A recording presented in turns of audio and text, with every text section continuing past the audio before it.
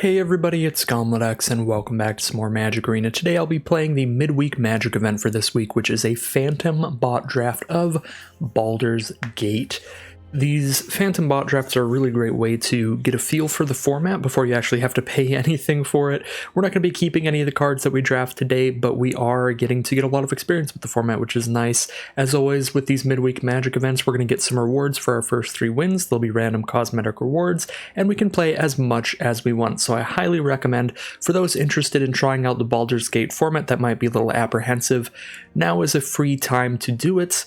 And you can spend as much time as you want in these next 2 days with whatever deck that you draft, just playing against as wide a variety of decks as possible before you dive in headfirst into a full-on Premier draft. So with that whole intro out of the way, let's move on to our pack 1, pick 1, see what we want to take out of this pack. This pick's going to be really easy for me. We've just got a really nice Bomb Mythic Rare card. It is a 7 mana card, so we're not always going to be able to cast it. There's going to be some games where you just get killed too quickly or just don't draw enough lands, but this should win pretty much any game that it's not immediately destroyed, because it's a 7/10 flyer for 7 mana, and if we get to deal combat damage to a player with it, we're spitting out a ton of 1/1 flyers. Basically, if this connects just like one time, your average roll is going to guarantee that you have lethal next turn. So Ancient Gold Dragon, an incredible pickup here, easily the pick here. We also have Gut, which is a pretty great uncommon, being a 2-for-1, a removal spell and a creature all in one, so that's a solid choice. We've also got some pretty great commons here. Genasi Rabble Rouser is great. The double team mechanic's very powerful, allowing you to put a copy of this creature into your hand when you attack with it, and Rabble Rouser is really good because with that high toughness, it's pretty easy to get that attack out with this 2-drop to get your duplicate without losing this card. So Rabble Rouser is one of the best double team cards in the whole format. It's a very powerful card. Flaming Fist Dust card's a great white aggressive card, and Dreadlinorm, great green card for the rampy decks. I think those are the best other cards in this pack. These 3 commons, that uncommon, but we're definitely scooping up the Ancient Gold Dragon here.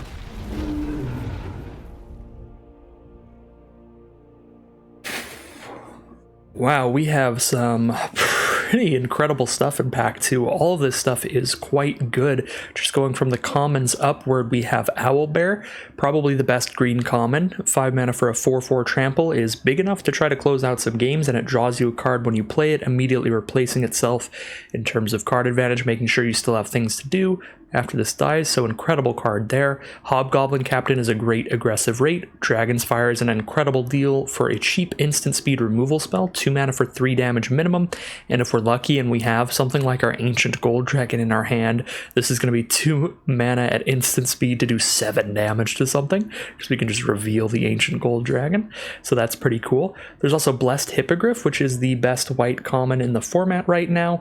The adventure on this just really works well to make this card always a 2-for-1. You can often cast the adventure to make sure that during combat, if your creatures are getting in a position where they're going to trade with an opposing creature, all of a sudden you just win that combat at the cost of just the adventure on this Hippogriff, which means you still cast the Hippogriff later. So basically, you're using this to use Tyr's Blessing to get rid of one of your opponent's cards, be it their creature or their removal spell, and then you're also getting a big flying creature out of the deal. So Blessed Hippogriff is an incredible card, definitely a very solid choice here. There's also Liara of the Flaming Fist in the uncommons if we want to push into red-white. She seems like quite a powerful uncommon. 2 mana for a 2/2 at the beginning of each combat. Each creature control gets +1/+1 until end of turn if it has the same name as another creature you control or a creature in your graveyard. That part's not super relevant, but the other part of this card is very good, allowing you to spend 1 a red and a white to make another token you control, another non-token you control, get first strike and double team until end of turn. So for 3 mana, you make it so with that first strike, it's very easy to get an attack in with that creature. And then you're also putting a copy of the creature in your hand. So Liara, a very, very solid choice here. I might just go with her. We also have Confronted by Robbers, which is an instant that's played pretty well as well, because there are a lot of powerful creatures in the format that only have 1 toughness, a lot of 2 mana 3/1s and stuff, like the Hobgoblin Captain. I think I'm going to go with the Blessed Hippogriff here. I just like sticking to just one color for now. This is definitely one of the best cards in the pack. It can fight alongside or on par with like Dragon's Fire, Owlbear, Liara, that kind of stuff. And it's a little more flexible than Confronted by Robbers in my opinion. So I think I can just go with Blessed Hippogriff here and stick to white for now.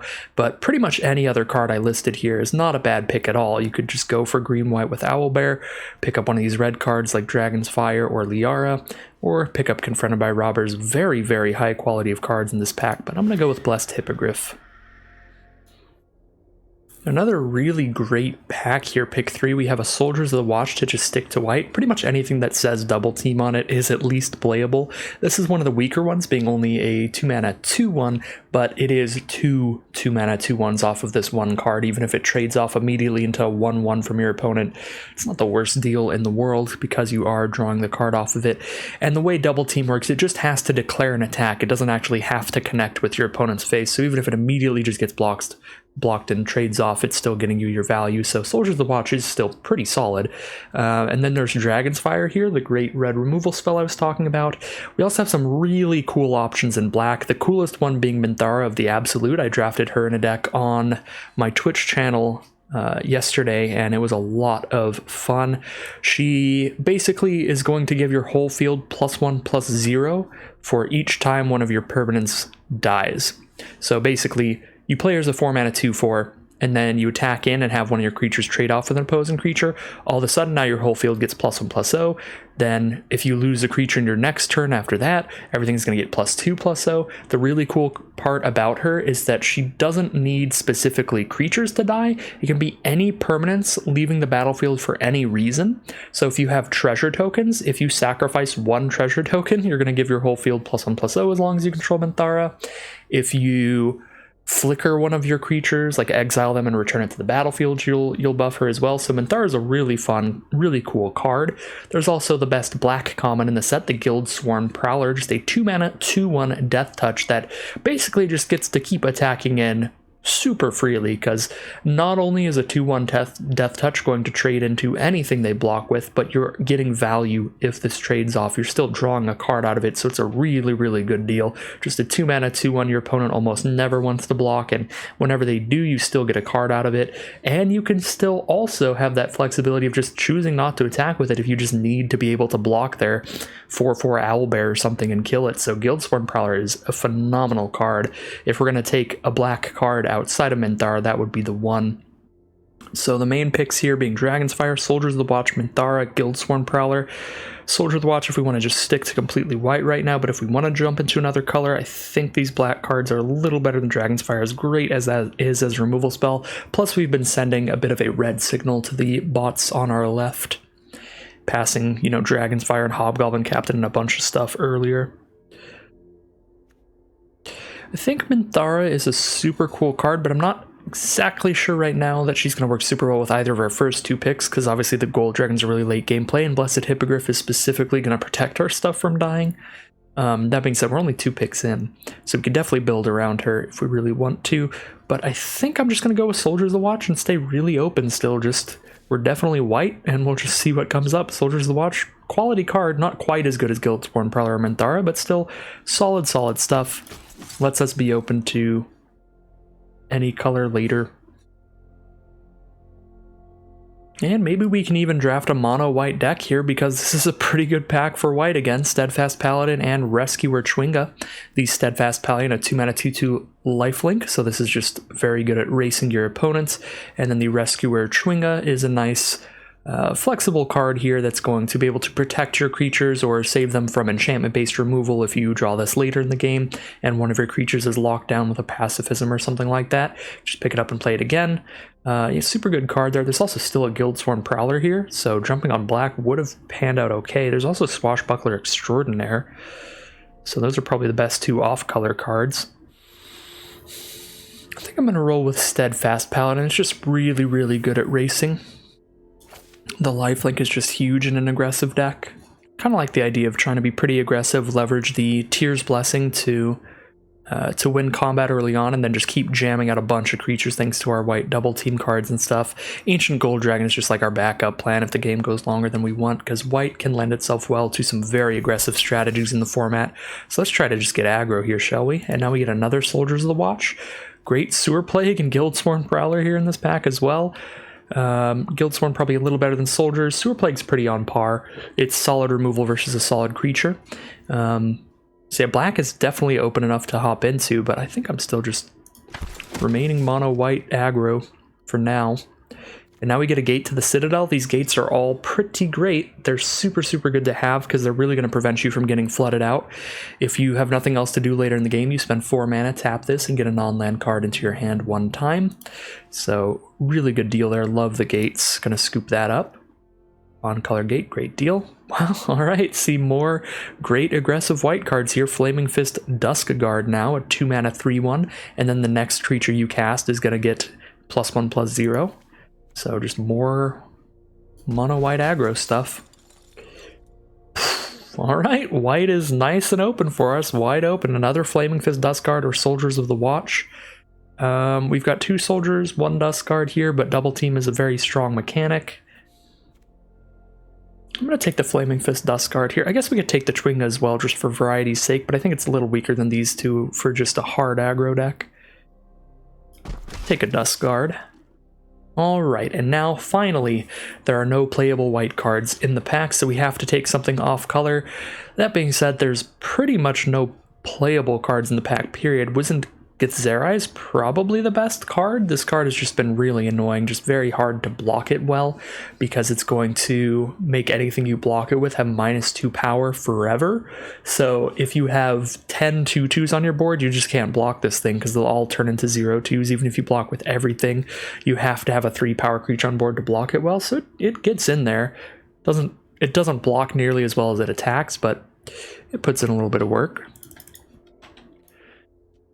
Guess there's also Horde Robber if we just want to make some treasure tokens. That can be really helpful too. Black-white is probably better than blue-white for this level of aggressive strategy. Yeah, I'll take a Horde Robber here. Did see a lot of great black cards running around, but I doubt they're going to wheel to us. We did wheel a Hobgoblin Captain, so good for Boros aggro, red-white aggro there. Wow, alright, Guildsworn Prowler, pick 11, maybe. Black-white is where we want to be. Guildsworn Prowler is easily the best card in that pack. Scoop it up. And we have Lantern of Revealing. Seems slow for an aggressive strategy, but this card is solid. And then there's Iron Golem, which I don't personally like, but it's the closest card to actually getting played in our deck, so I'll scoop it up. And maybe we're black-white here now.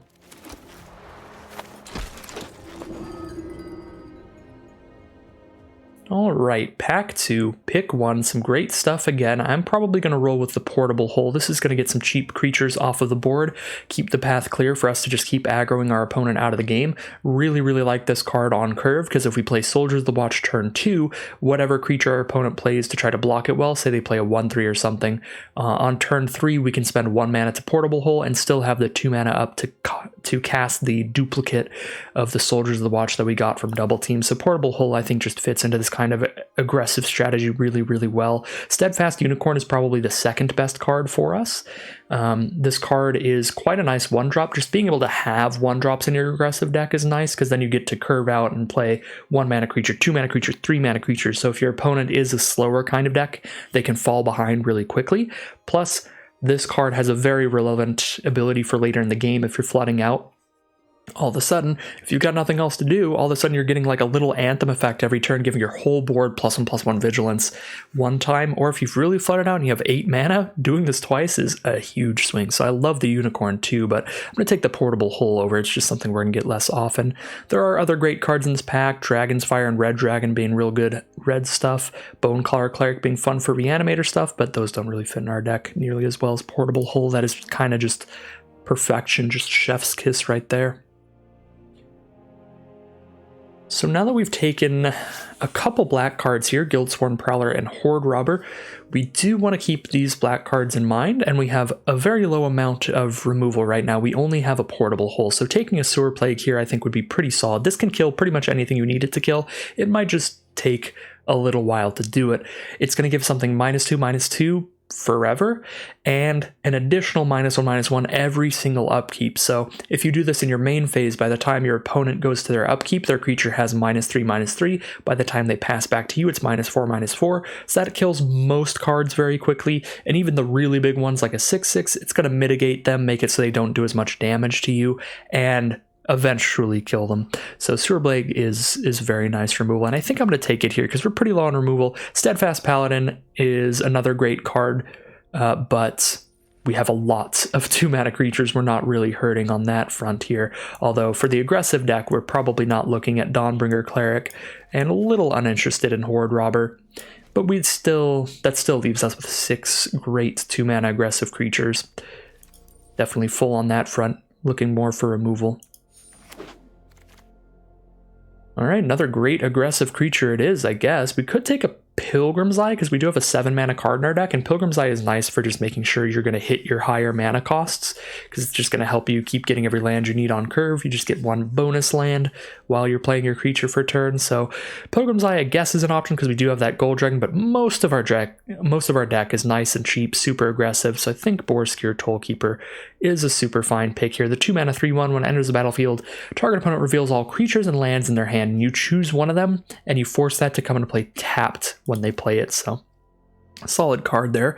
That being said, there is great red stuff in here. We do have 1 Hobgoblin Captain, so if we ended up Boros, we cut those 2 cards, and we could potentially play Ambergris, which I think is a lot stronger than the Tollkeeper. A 3-mana 3/2 haste.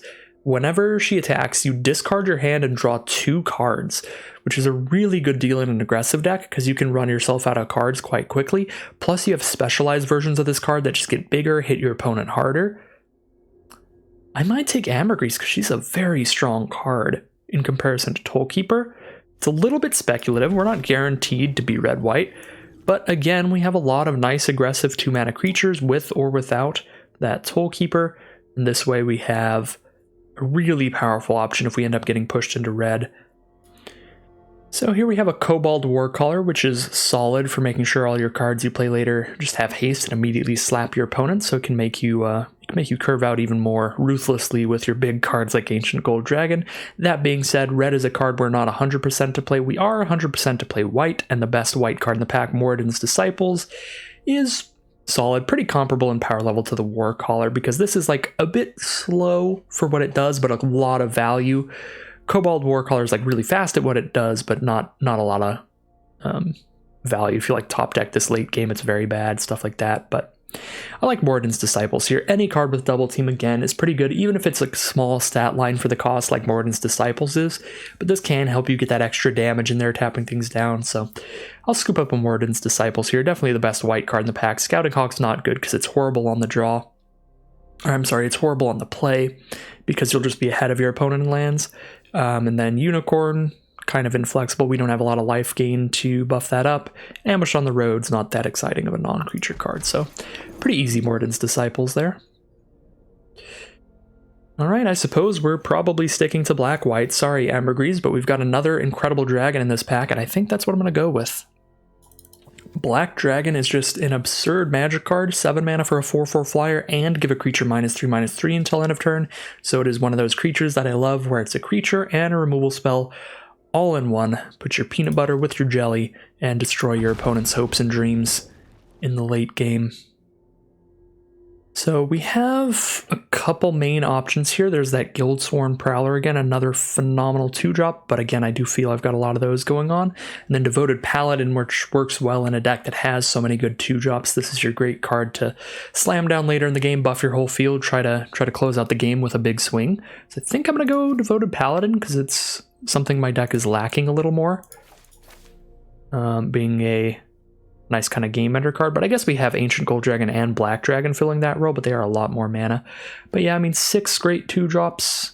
I think I'm going to take Devoted Paladin. Plus, with Guildsworn Prowler wheeling to us with only like 2 cards left in the pack, maybe we'll wheel some more Guildsworn Prowlers. But yeah, I could see Paladin here for filling the deck out with something. Buff the field, get that extra damage in. I do think Guildsworn Prowler is definitely verifiably better than Devoted Paladin. if you have no cards in your deck and you're just choosing between those two, which is a better card. But we have cards already. We have that 2-drop slot nice and full, and we can pick a few more up later. I just think Paladin fills a role that the deck can use here. So we see more Chwingas if I really want that main deckable bounce, but there's also Steadfast Paladin, the unbeatable card if you're just racing your opponent. And there's Nefarious Imp, which is fine. It does fill out the 3-drop slot. We have no 3-mana creatures yet. Yeah, Imp, Paladin, Chwinga, even Horde Robber's an option. These are all just fine. I think I'd like to just take my first 3-mana creature. I think Paladin's probably strongest out of all these, but again, fill out this curve, make sure we can do things every turn as we curve up. Although I guess if you have like 10 2-mana creatures, then your 3-mana creatures don't matter as much because you could just play another 2-mana creature on turn 3. Alright, well we have a Chain Devil and a Ghost Lantern. I'm not a big fan of either of these cards. I don't think I'll play either of them. Guess I'll scoop up the Chain Devil.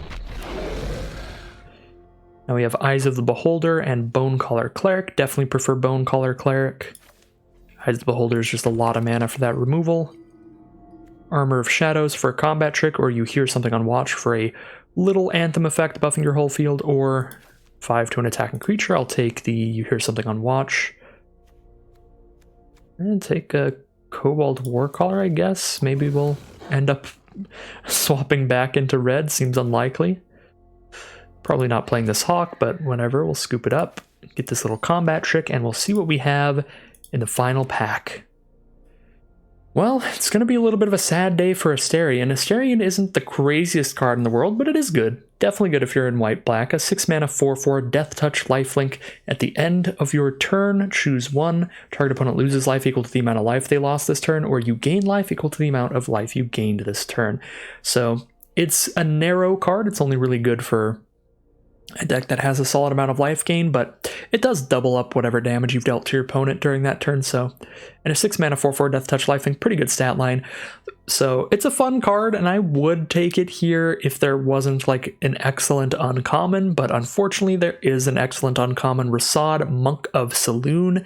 This is Brutal Cathar from Innistrad Midnight Hunt, if you remember that card. A 3-mana 2/2 that comes into play, exiles an opposing creature until this leaves the battlefield. So again, cannot emphasize enough how good creatures are that are both a creature to start hitting your opponent with and a removal spell to stop whatever your opponent played.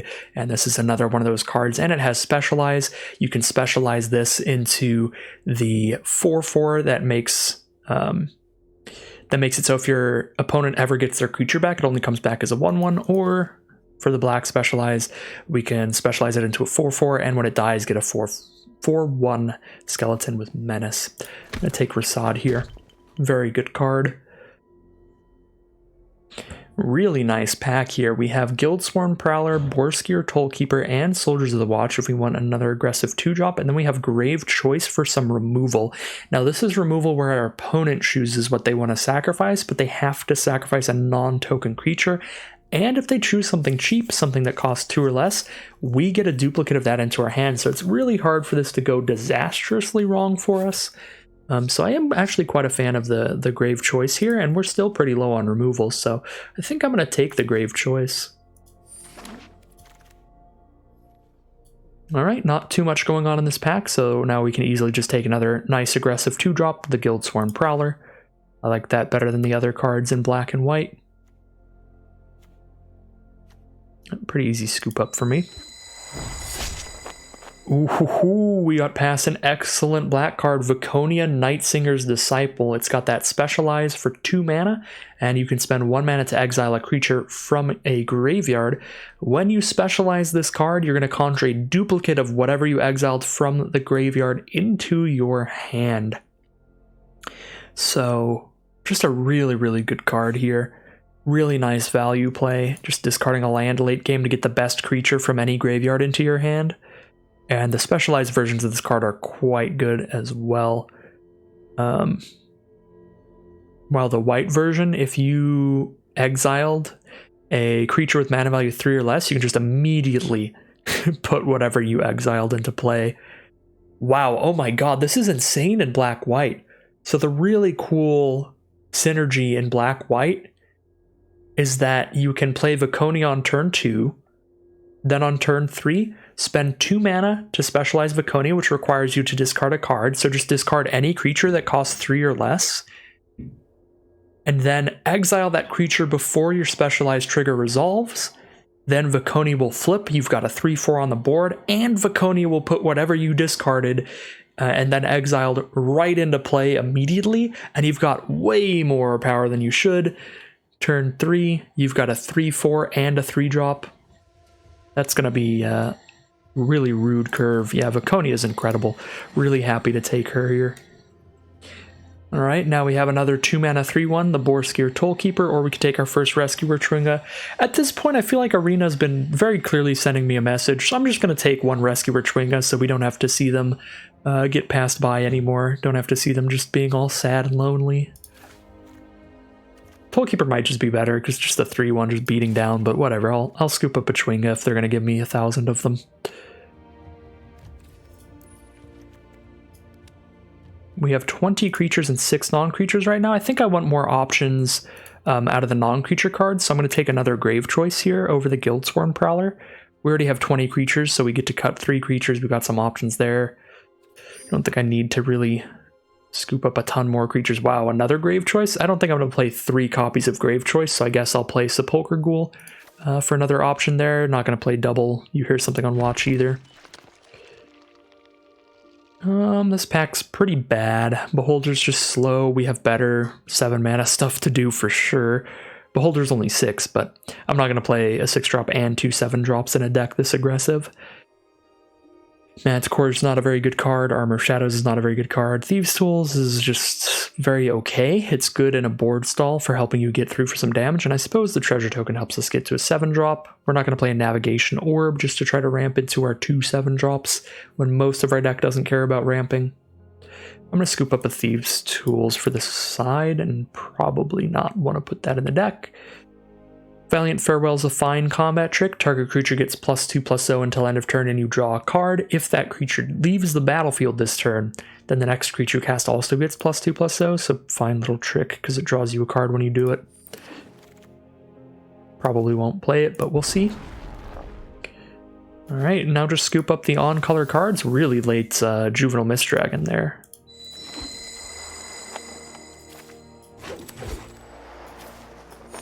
Alright, let's build this deck.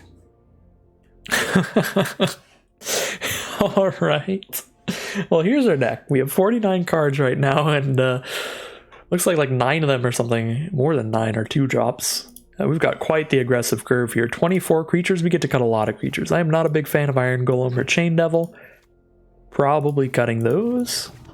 But definitely want to cut our weakest 2-drops, which feels like probably Horrid Robber, even though those help get to our 7-mana cards. Bonecaller Cleric doesn't make a ton of sense in this deck. Maybe Rescuer Tringa, maybe Sepulchre Ghoul here. The next ones that aren't as good. And then that's 17 creatures, which is pretty much where we want to be. And we've got a bit of a curve now. 2, 3, 4, 5, 6, 7, 8. 8 2-drops, so we're just always jamming out a 2-drop. Should be quite nice. Yeah. Big fan of the creatures in here. I guess I kind of want to cut Guardian Naga. I don't really like this card, so I can cut that and throw another something I cut back in. One of the 2 or 4-mana cards here. I kind of like Rescuer Tringa. If I'm putting another 2-mana card back into the deck, I like Rescuer Tringa because it's a 2-drop if we somehow haven't drawn another 2-mana creature. But it's more flexible later in the game, whereas most of our other 2-drops are just like, we really want to play them on turn 2. But Tringa is like, we can play it later in the game and get some decent value off of its enter the battlefield effect, I guess. Yeah, I think Tringa, if I'm putting another 2-drop in, it's going to be the best one because it actually does something late game. We have a little bit of double team where Chain Devil might be okay value. Or I could just play Iron Golem. Just a beat stick. Very basic beat stick on 4. Yeah, these are all whatever. I'll play an Iron Golem. My chat was popping off about Iron Golem in the last draft. The Iron Gauntlet, they called it. Alright. 2 cards to cut now. Probably this Armor of Shadows and Rally Maneuver. Just our least flexible tricks. Rally Maneuver can be an absolute blowout if you're lucky and you get into that position. Which we have so many 2-mana creatures. Having a position where our opponent blocks 2 of our creatures in 1 turn actually doesn't seem that unreasonable. I might cut Valiant Farewell over Rally Maneuver. And then we call it a day. I think this is a deck that might actually get that rare, just absolute blowout out of the Rally Maneuver. So that could be pretty cool. Yeah, very aggressive deck here. But that's going to be the deck.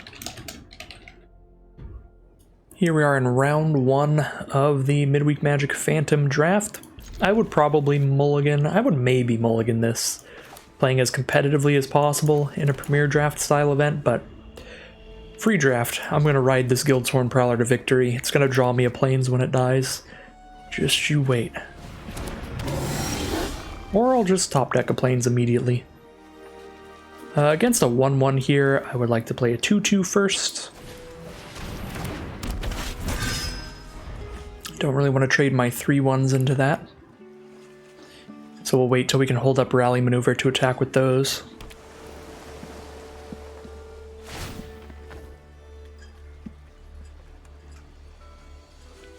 Warcaller is giving a creature in their hand haste, and it's the Rabble Rouser. Oh dear. Phenomenal card, incredible 2-drop creature with that double team effect, and even better when granted haste. I might as well gain 2 life here. It's not like they can kill the Paladin.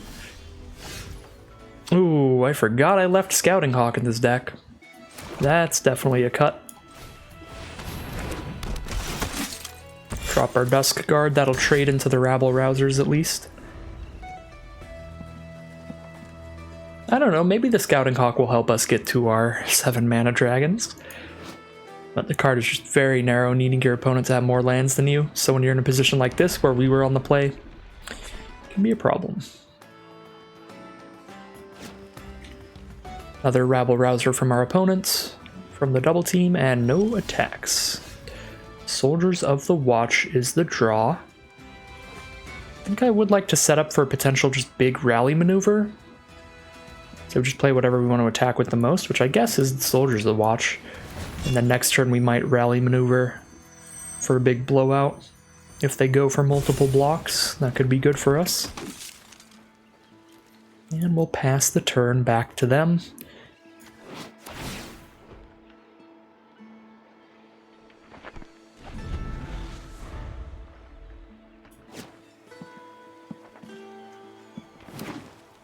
Blue, red, and green, those are the dragon colors, but looks like our opponent's probably just... Okay, never mind, I was gonna say, probably just like blue, red, green good stuff with Rabble Rousers, Trap Finders, stuff like that. But there is a Scaled Nurturer, which is a great mana ramp card for any deck, but it is particularly good in dragon decks. So when that dies, they get to put a random creature into their hand. It's going to be cheaper, but it only attacks 1 time with haste, and then they have to sacrifice it. Ooh, Rasad is a good draw. Might be on Rally Maneuver on blocks here, but I kind of want to just play Scouting Hawk right now and just get another land. Yeah, let's get our land first. But this Rally Maneuver actually is looking like it's going to be pretty good this game, because there's just so many creatures on board. There's going to be a time where either we can block with 2 creatures, or our opponent will block with 2 of theirs. Thrakus the Butcher. This haste thanks to Kobold Warcaller, and Jaheira is the one they have to just sacrifice in the end step. Alright, so Thrakus is a big deal, so we'll have to Rasad Thrakus, I think. Because every dragon they attack with gets double power while it's attacking. I guess I could just block with 4 power on Thrakus here. This is unfortunate. Kind of getting punished for not holding up Rally Maneuver here. But we're at 26 life, so not that badly. I mean, we could just take it. I can also just do this. And then I still have multiple creatures down. Wait, Jaheira's just going to die in their end step. It's kind of nice they didn't attack with Jaheira. Yeah, I mean, these onboard trades are just really good for us, so I'm just going to do that.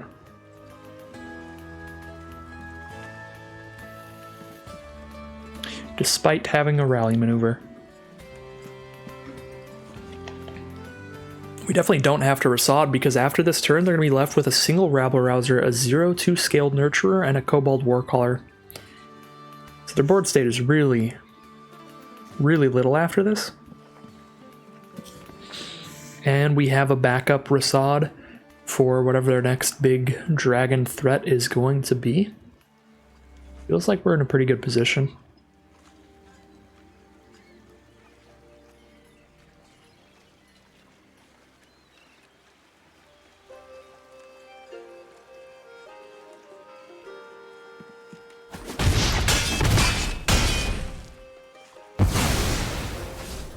Alright, there's all the combat damage. We're still at 23.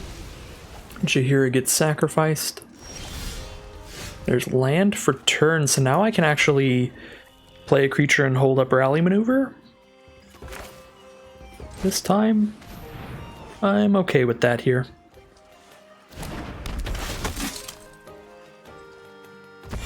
We'll hold up a rally maneuver this turn.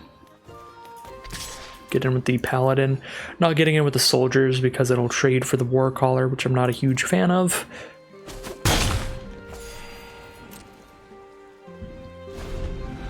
And I want to hold 2 blockers up so we can do a big rally maneuver. Druidic Ritual. They're going to mill 3 and get a creature and land from their grave to hand. Ooh. Picked up a Skanos Dragon Vassal. Got milled there, so I assume that's probably... or Thrakis. Thrakis or Skanos are pretty good. They don't have the mana to cast either of them right now, so we might not be getting attacked. This is the big problem with combat tricks like Rally Maneuver. As big of a blowout as they can be, if you can get them off, you're holding up 3 mana. So then if they don't happen, it is a pretty big downside. Putting us pretty far behind from where we would have been. Wow, that's a pretty brutal Dragon's Fire. Yeah, we can't stop that. No double team for us.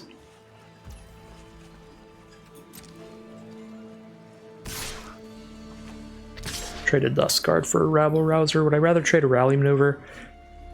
Honestly, at this point, I might rather just trade a Rally Maneuver for a Rabble Rouser.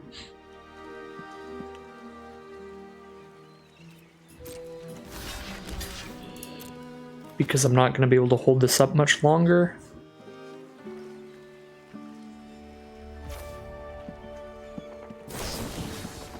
And I think I'm just going to Rasad Thrakis.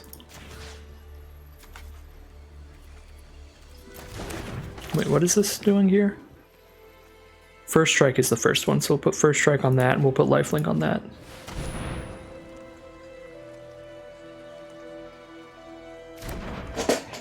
I mean, I guess we know what they're doing next turn, and it's going to be Thrakis. So we know we get to hold up a Rally Maneuver to kill a Thrakis next turn, but... we also just have a Rasad to kill a Thrakis. Ooh, tapped out. So we're going to gain 3 life here. We get to hit them for 5, put them to 11. Just drop 2 blockers, and then... Rasad Thrakis when that comes down. Or you could even just trade a 2-1 Death Toucher into Thrakis. Which isn't bad either. Sure, we don't draw the card off of it, but still trades pretty far up. Yeah, no attacks from our opponent. They don't want to trade into the Death Toucher. Devoted Paladin's a sick draw, and our opponent's just going to scoop him up. Just going to slam down Paladin and just get in for 4 in the sky. Just keep chipping away with this Imp. Actually, I could send in the Death Toucher too there, and that wouldn't be terrible. Because then we'd have a 4-4 that could trade into Thrakis. That was a great draw. Devoted Paladin was definitely sick there. So 1-0 to start it off. We'll see what our prize is. Broker's Ascendancy. That card was absolutely busted in Streets of New Capenna Limited. Definitely don't miss playing against that card. Alright, here we are in game 2. None of our 2-drop creatures, but we have like 8 or something in the deck, so we could draw into one, and we should draw into one soon enough, even if we don't hit it on turn 2. So I think I can keep this hand because of just how many small creatures are in this deck. Just the odds of us hitting something to do early are pretty high.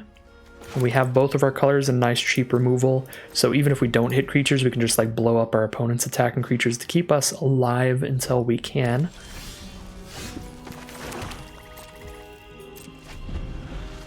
And if the game goes really long, Ancient Gold Dragon should close things out pretty handedly for us.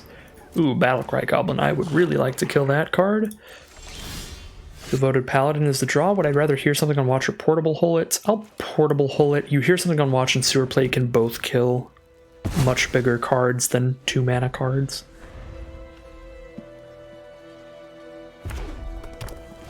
Three mana from our opponent and Ambergris is the play. We might Sewer Plague that.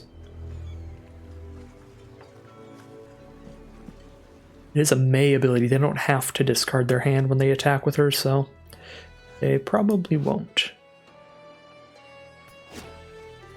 Probably just hit us for 3. Yep, down to 17. Another land for us. I'd like to actually use the You Hear Something on Watch here rather than the Sewer Plague. The Sewer Plague can kill things even if they don't get into combat. And it can kill indestructible stuff and all that good stuff.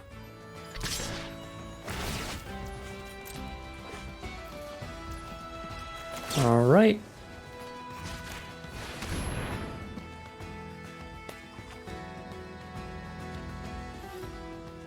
Ambergris has set off our traps. You've activated my trap card.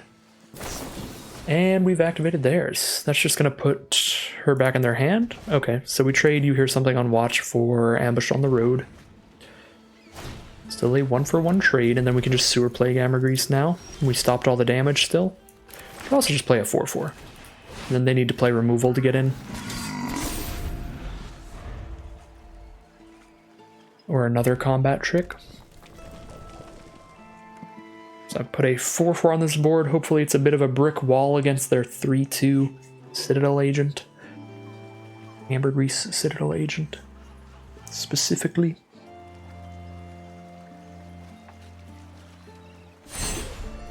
Specialize to make her big enough to still swing in. But they don't swing in still. Okay. 1 mana away from Ancient Gold Dragon.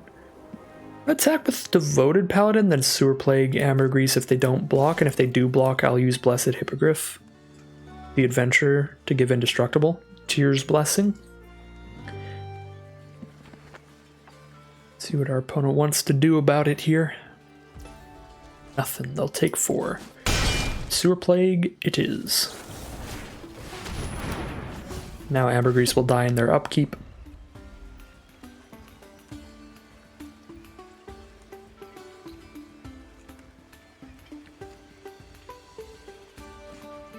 Yeah, Sewer Plague is a pretty nuts card. They're reading it now. They have 3 cards in their hand. Really hoping if they have removal, they're going to throw it at this Paladin. But it looks like either they don't have removal or they're holding on to it.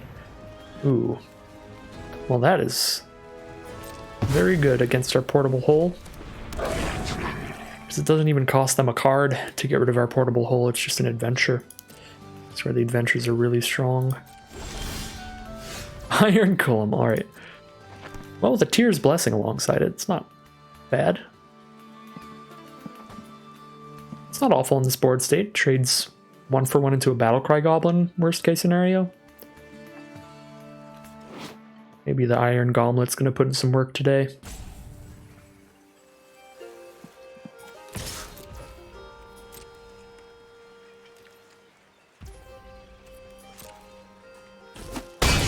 Opponent is now down to 12. The Iron Gauntlet is active.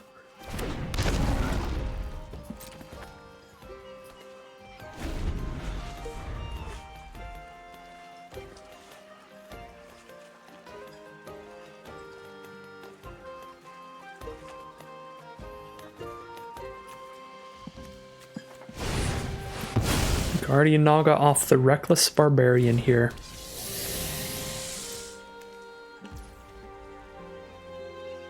Anything to buff this Iron Golem, or is it about to just run straight into a Guardian Naga? It's just gonna run right in there. That's pretty fun. Oh, we could play a Blessed Hippogriff next turn. Or this turn. We're just gonna Tears Blessing whichever creature gets blocked by the Naga. And then we'll cast the Hippogriff, and then even though the Iron Golem has to keep attacking... I guess it has to block the Naga. The Naga has Vigilance, so it's gonna die next turn anyway. But we still might as well save it, because I think I'm casting the Hippogriff this turn. So we can start hitting for 6 in the sky each attack, 2 damage from the Hippogriff, 4 damage from the Paladin, because Hippogriff will give our Paladin flying.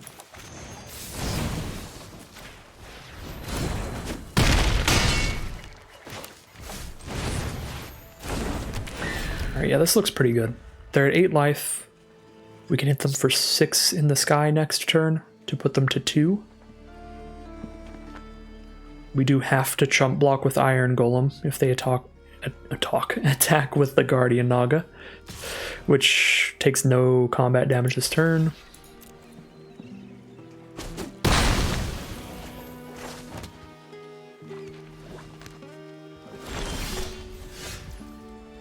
Alright. Just close out the game with some flyers here. Hit them down to 2 life, then play another flyer and a Soldiers of the Watch.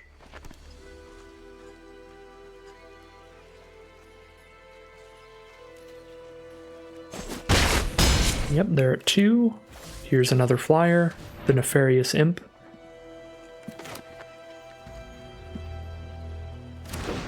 And here's a Soldiers of the Watch, just to go wide.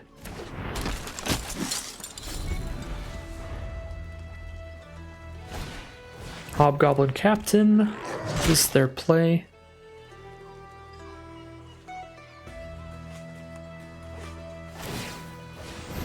Buff up with Battlecry Goblin, they're tapped out pretty much.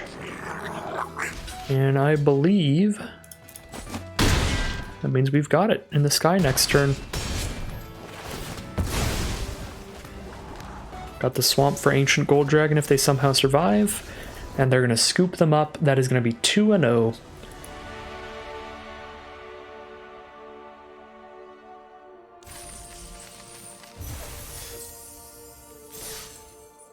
And our prize for the second win is going to be an Evolving Door.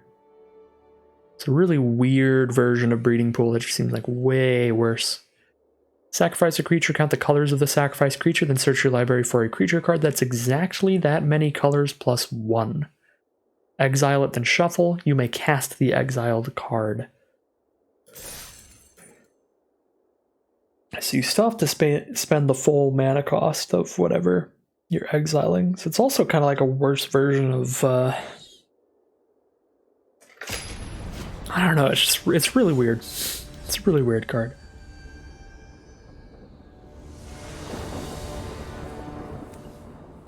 Alright, we're on the play here. We've got to turn 2 Soldiers of the Watch to get some creatures in hand, Guildsworn Prowler and Morden's Disciples to follow up. Grave Choice to clear out their 2 mana play. Actually, that's going to be a sick curve if they don't have like Shambling Ghast or something. Well, never mind, there goes Grave Choice. I was going to say, that's actually a really sick curve. If you go turn 2, if you're on the play and you get to play a 2-drop turn 2 and then follow it up on turn 3 by just making them sacrifice their 2-drop, that's really good because then you put their 2-drop into your hand and just use it against them to keep pressuring them with your early aggression.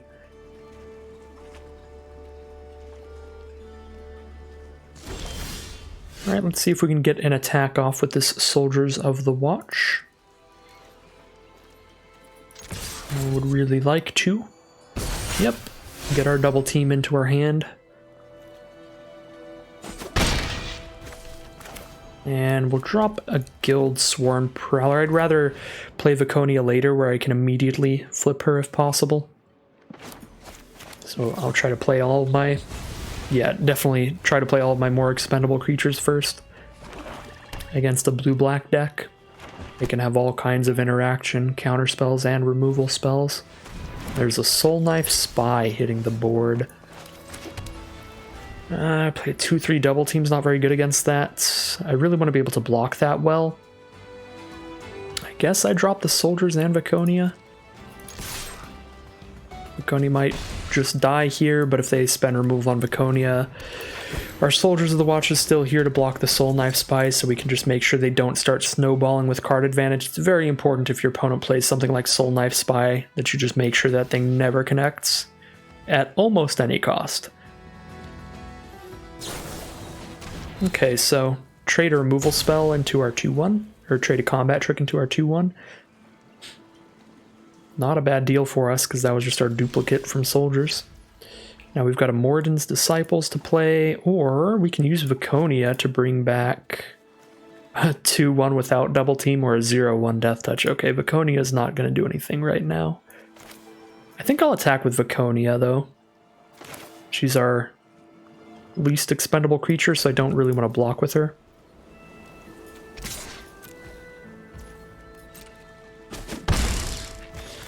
That being said, there's nothing good in graveyards right now, so I don't think I'm like trying to hold on to lands to be able to specialize Viconia.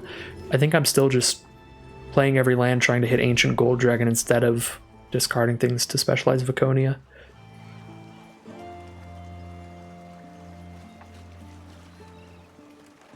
Now, if they blow up our Soldiers of the Watch here, I will block Soul Knife Spy with Moradin's Disciples. That's how serious I am about stopping card draw from their Soul Knife Spy. And they didn't blow up Soldiers of the Watch, so we're fine. Just gonna exile a card from a grave. Pick the 2-1 instead of the 0-1. So we have an option if it comes to it. 6 mana for us now. Only 1 mana away from dropping a Gold Dragon. Do we just go for the Disciple swing and play another Disciples here? I think we do. Actually, just push aggro here, because we hit for 6 and then we hit for 6 again next turn.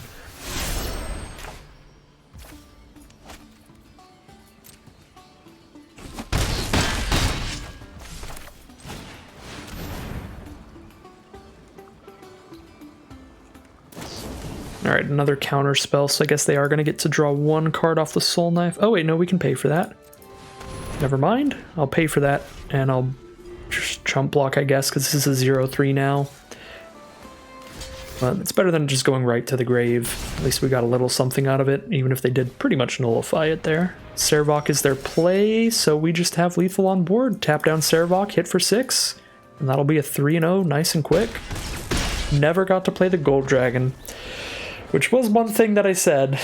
I did say that when I drafted it, pack 1, pick 1. One of the things about the Gold Dragon, as powerful as it is, as much as it is going to close out games, if you hit that 7 mana, a lot of games you'll just not hit 7 mana, either because your opponent is playing the aggro deck like we were playing, or we're playing the aggro deck where we just kill them before we can afford the dragon anyway. So let's claim our final prize, the cosmetic reward, the mystery cosmetic, the most exciting prize in my opinion, because I don't really care about my collection, because I'm mostly just a drafter. But I do care about cosmetics. I like avatars and card sleeves and pets the most. So fingers crossed one of those, not just a Parallax card style, but that is by far the most likely because almost every card has a Parallax card style. Let's see what we get. Ooh, that's actually sick. It's not a Parallax card style. It's a borderless card style. That's really cool. The Parallax card styles are the 3D looking ones, where when you move them around, the card moves around. I don't like those because the borders are mirrored, which looks really weird. But I do like regular card styles, like the kinds that show up in paper booster packs. I think they're pretty nice, like this Tyvar Kell here, or Tyvar Kell. Pretty nice stuff. Great rewards out of the event, and a really fun draft deck here. I still think Iron Golem's terrible. It played really poorly again today, but we're going to keep playing it anyway, I guess, because now I'm just associated with the card. Yeah, super good deck, just real aggro stuff, basic stuff there. The Rally Maneuver was an underperformer as well. These are probably the biggest underperformers. Iron Golem and Rally Maneuver. It's just really rough holding up that mana at specific times and not holding it up at other times. You need a really, really hard read on when certain combats are going to happen for that card to be good. Scouting Hawk actually played okay. It did pull out of Plains one time. But if I'd noticed it was still in the deck, I probably would have cut it for a different creature. That being said, it being left in here was not that bad. And yeah, literally everything else in the deck that we drew, we got to use to good effect. So pretty happy with everything in the deck overall. Really nice stuff, especially that Devoted Paladin as well. It's a pretty big card the couple times we drew it. So that is going to end today's video. If you want to see some more videos like this, I definitely do a lot of draft videos, as well as midweek magic videos, some of the different events I will try, probably to do a Dragon Brawl video when they add that Dragon Brawl event. That sounds pretty cool. Then just stick around on the channel. You can like, comment, and subscribe. If you'd like to tell the YouTube algorithm to send you some more of these videos in your notification, well, in your recommended feeds. If you want notifications, you got to click the bell thingy. Yeah, thank you everybody again for watching, and I'll see you all soon for some more Magic Arena.